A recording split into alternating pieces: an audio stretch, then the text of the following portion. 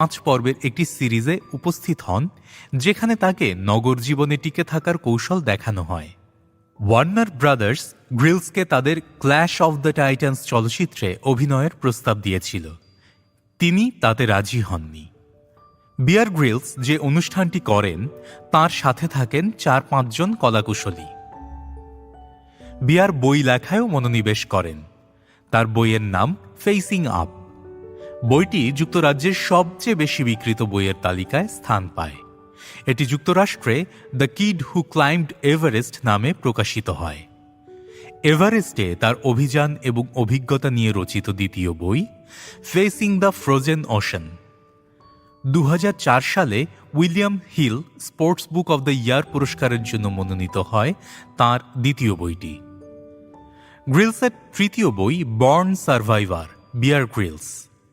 বইটি পৃথিবীর বিভিন্ন প্রতিকূল পরিবেশে টিকে থাকার অভিজ্ঞতা বর্ণনা করে লেখা। তৃতীয় বইটিও Sunday Times top 10 best seller তালিকায় স্থান পায়। এছাড়া বিয়ার গ্রিলস আউটডোর অ্যাডভেঞ্চার নামে একটি বই লেখেন। 2011 সালে প্রকাশ করেন বিয়ার গ্রিলস আত্মজীবনী। যুক্তরাজ্যের চ্যানেল 4-এ বর্ন সার্ভাইভার বিয়ার গ্রিলস নামে একটি প্রোগ্রাম করে থাকেন গ্রিলস। প্রোগ্রামটি অস্ট্রেলিয়া, নিউজিল্যান্ড, কানাডা, ভারত এবং যুক্তরাষ্ট্রে ম্যান ভার্সেস ওয়াইল্ড নামে প্রচারিত হয়। এছাড়া ইউরোপ, এশিয়া এবং আফ্রিকার অনেক দেশে আল্টিমেট সার্ভাইভাল নামে প্রচারিত হয়।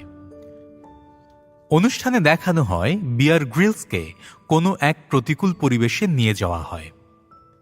সেই পরিবেশে প্রতিকূলতার মধ্যে কিভাবে বেঁচে থাকতে হয় তা গ্রিলস প্রদর্শন করেন।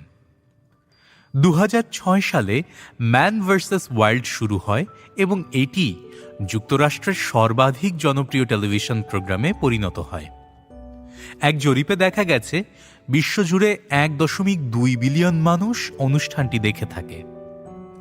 অনুষ্ঠানে দেখা যায় বিয়ার গ্রিলস সুউচ্চ পর্বতশৃঙ্গে আরোহণ করছেন, হেলিকপ্টার থেকে প্যারাশুট নিয়ে নামছেন, প্যারাগ্লাইডিং করছেন, বরফ আবৃত পাহাড়ে উঠছেন, গভীর অরণ্যে আগুনের মধ্য দিয়ে দৌড়াচ্ছেন, সাপ, পোকামাকড়, কীটপতঙ্গ খাচ্ছেন, মরুভূমির কড়া রোদ থেকে পরিত্রাণের জন্য প্রস্রাবসিক্ত টি শার্ট দিয়ে মাথা আবৃত করছেন, সাপের খোলসের মধ্যে প্রস্রাব জমিয়ে রেখে তা পান করছেন, হাতির মল নিঃসৃত তরল পান করছেন, হরিণের বিষ্ঠা খাচ্ছেন, কুমিরের সাথে যুদ্ধ করছেন, সিলের চামড়াকে পোশাকের মতো বানিয়ে সাঁতারের সময় হ্রদের হিম শীতল পানি থেকে পরিত্রাণের জন্য তা পরিধান করছেন, জলপ্রপাত থেকে ঝাঁপিয়ে পড়ছেন, বাঁশ দিয়ে ভেলা বানিয়ে সাগর পাড়ি দিচ্ছেন, সাগরের তলদেশে কোনো প্রকার যন্ত্রের সাহায্য ছাড়াই মাছ সহ অন্যান্য জলজ প্রাণী শিকার করে খাচ্ছেন, প্রতিকূল পরিবেশে আশ্রয় হিসেবে স্থানীয় জিনিস দিয়ে থাকার জায়গা বানাচ্ছেন এবং দুর্গম পরিবেশে টিকে থাকার জন্য এমনই আরও উপায় ও কৌশল তিনি অবলম্বন করছেন। বনে বাদাড়ে পাহাড়ে পর্বতে ঘুরে বেড়ালেও বেয়ার গ্রিলসের প্রিয় জায়গা তাঁর বাসা। একমাত্র কাজ হচ্ছে দুঃসাহসিক অভিযান।